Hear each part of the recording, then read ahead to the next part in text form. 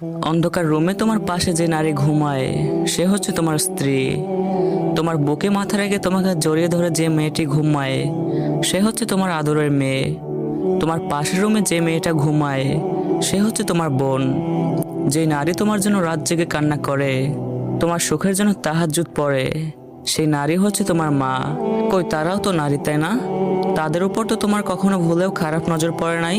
তোমার বোন তোমার পাশের রুমে একা ঘুমায়, তোমার মেয়ে তোমাকে জড়িয়ে ধরে ঘুমায়, কই তাদের উপর তো কখনো 1% খারাপ নজর আসে নাই। কিন্তু দেখো, তারাও তো নারী, তাই না? তো কেন ভাই, তোমার বোনের উপর যদি তোমার খারাপ দৃষ্টি না পড়ে, তাহলে অন্যের বোনের উপর তোমার কেন খারাপ দৃষ্টি পড়বে? তুমি কেন অন্যের বোনের উপর খারাপ দৃষ্টি দাও? তোমার বোনকে তুমি যতটা ভালোবাসো, তোমার মেয়েকে তুমি যতটা ভালোবাসো, তুমি যে মেয়েটার দিকে খারাপ দৃষ্টিতে তাকাও সেও তো কারো না কারো বোন, তাই না? সেও তো কারো না কারো মেয়ে। নারীদেরকে একটু রেসপেক্ট করতে শিখো। হ্যাঁ মানি, কিছু কিছু নারীরা আজকাল অতিরিক্ত খারাপ হয়ে গেছে, হোক না তারা খারাপ, কিন্তু আমরা পুরুষরা আমাদের চিন্তাভাবনা এবং নজর একটু ঠিক করি, তাহলে এই সমাজ থেকে ধর্ষণ নামক শব্দটা একটু হলেও বিলীন হবে।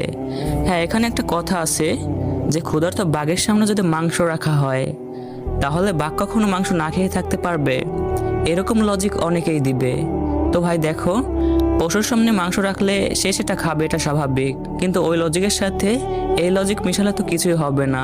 পশুর ক্ষুধা লাগলে খাবে, ওর পরকালে কোনো জান্নাত জাহান্নামের হিসাব নাই। কিন্তু নারীরা তোমার সামনে যদি শর্ট ড্রেসেও আসে বা বোরকা পরেও আসে, তুমি যদি তাদের উপর খারাপ দৃষ্টি দাও, তাহলে পরকালে তোমার জন্য একটা হিসাব নিকাশ আছে।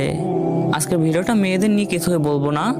তুমি একটা ছেলে হয়ে যদি ভিডিওটা দেখো, তাহলে কথাগুলো একটু মাথায় নেওয়ার চেষ্টা করো। তোমার যদি ফিজিক্যাল চাহিদা এতটাই বেশি থাকে, তাহলে তুমি হালালে যাও, দরকার হলে অল্প বয়সে জোর করে বিয়ে করো। এতে তোমার চরিত্র ঠিক থাকবে, তোমার চোখের গুণা হবে না, এবং একটা নারী ধর্ষণ থেকে বেঁচে যাবে। আর যদি বিয়ের পরও তুমি অন্য নারীদের উপর খারাপ দৃষ্টি দাও, আল্লাহকে বলো যে আল্লাহ, আমার মন থেকে এইসব খারাপ চিন্তাভাবনা দূর করে দাও। তো কথাগুলো কারো খারাপ লাগলে এজন্য আমি দায়ী নয়, বিকজ কথাগুলো আমি রিয়েল বলছি, তাই না? যদি কারো খারাপ লাগে, এখানে তার বোঝা